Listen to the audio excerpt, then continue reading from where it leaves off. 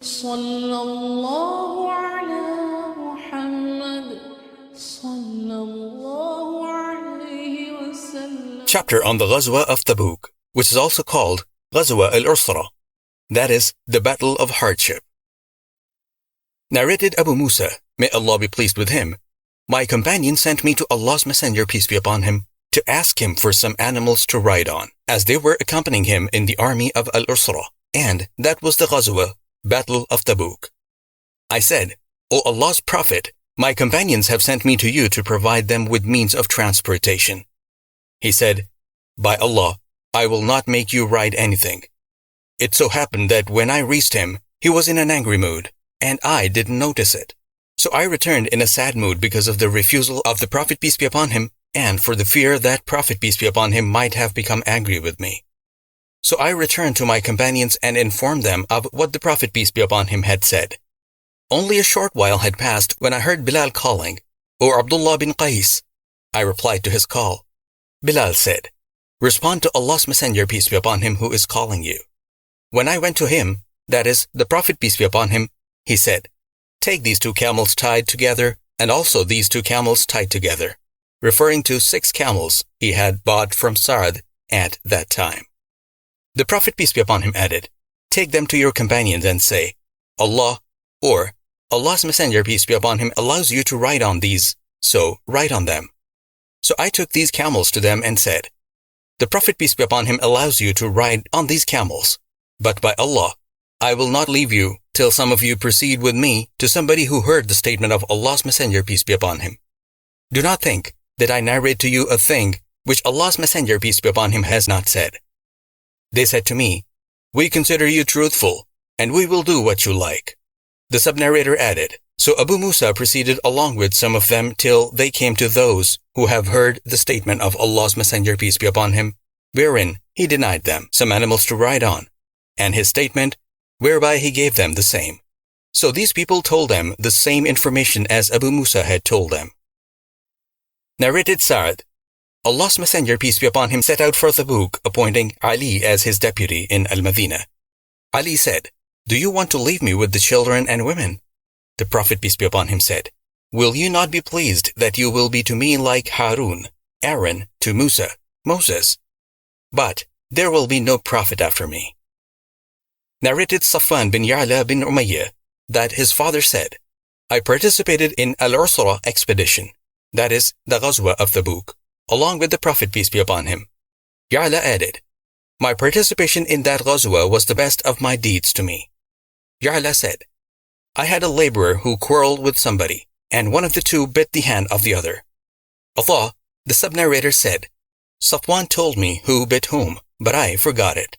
And the one who was bitten pulled his hand out of the mouth of the biter. So one of the incisors of the biter was broken.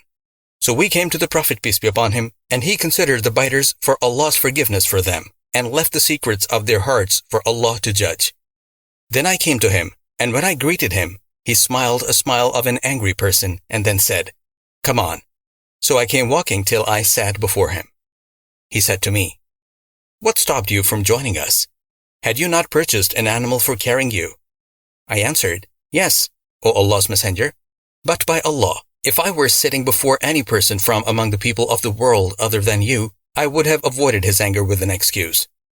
By Allah, I have been bestowed with the power of speaking fluently and eloquently.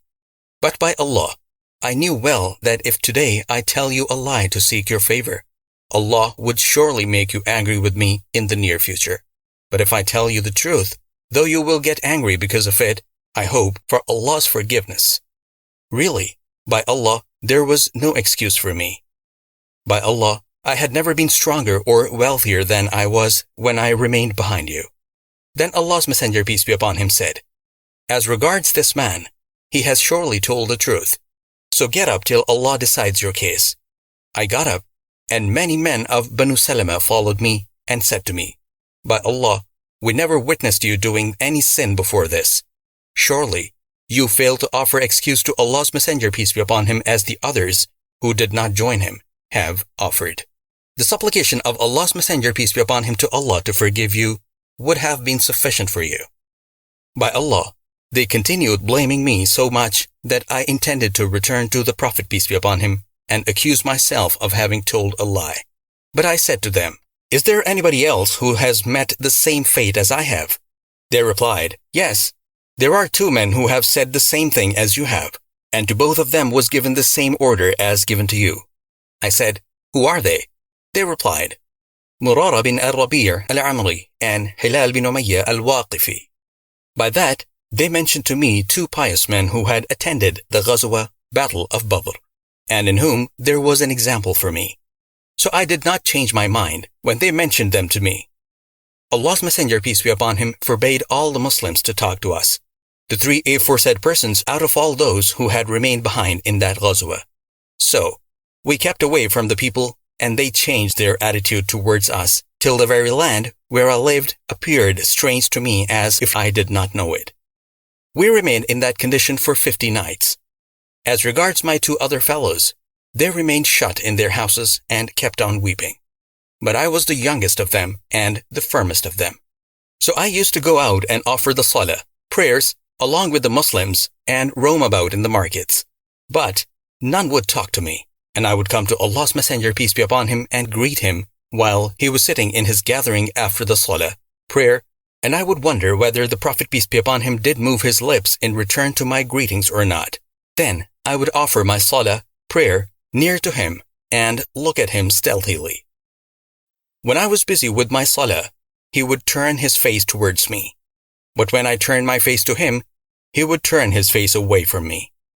When this harsh attitude of the people lasted long, I walked till I scaled the wall of the garden of Abu Qatada, who was my cousin and dearest person to me, and I offered my greetings to him. By Allah, he did not return my greetings.